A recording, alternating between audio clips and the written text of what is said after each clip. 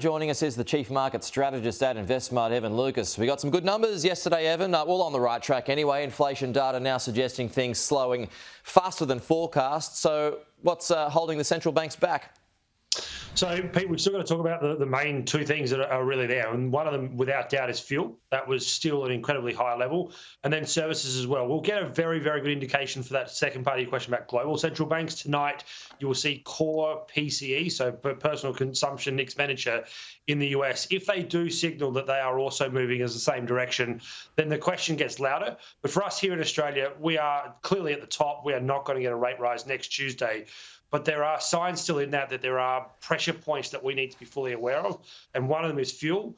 One of them also is, no doubt about it, services. And then inflation, what's going on in insurance. The insurance inflation story continues to reign true. And the increase that it has seen over the last 2 years is incredible. And that came out in yesterday's inflation monthly data.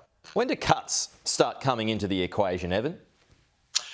Look, to be honest with you, my argument is that you'll probably start hearing about them in 2024. I think they're on the cards, absolutely on the cards, by probably May, June next year, as in starting to actually possibly see action. I'd be watching across the ditch. I'd be watching what's going on in New Zealand. They have gone harder than anybody else and are likely to go just as hard on the downside and the upside. We are a bit slower, and we've now got a slightly more hawkish central banker when Michelle Bullock takes over at the end of next month.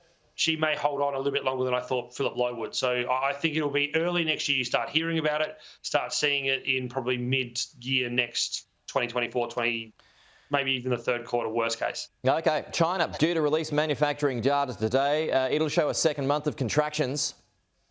It will. And look, it'll only be very small because that's how the Chinese government sort of turn tops operate it. But overall, the data that is actually coming out of their ports shows that manufacturing in China at the moment is slowing markedly. So although it's supposed to show a small contraction, expectation is that realistically on the ground, it's contracting at some of the fastest rates we've seen in 40 years. And we know that. We know that they're currently struggling with regards to getting their property industry going. We know they're also struggling to see exports grow at the levels they were hoping to see. That is a big concern for us here in Australia. I don't think we fully have priced in what is going on in this sort of change and transition in the post-COVID Chinese world. And manufacturing data is going to be worse than I think is expected and is going to have a bigger drag on the Australian economy than we realise. And finally, Evan, a call to arms of big super to start banding together to meet the investment needed to reach net zero. Can they do it?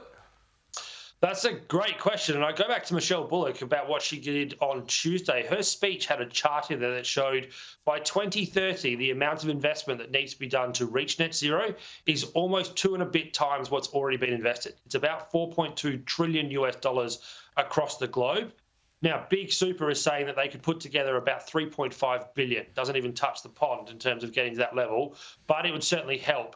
There is an incredible amount of investment to be done because the fixed cost of getting renewables up is very high. But once it's producing, it's obviously making zero energy costs. So it's away. But that fixed investment is what they're talking about. And it's probably not enough to get us across the line, unfortunately. All right. Evan Lucas, good to see you as always. We'll talk to you soon.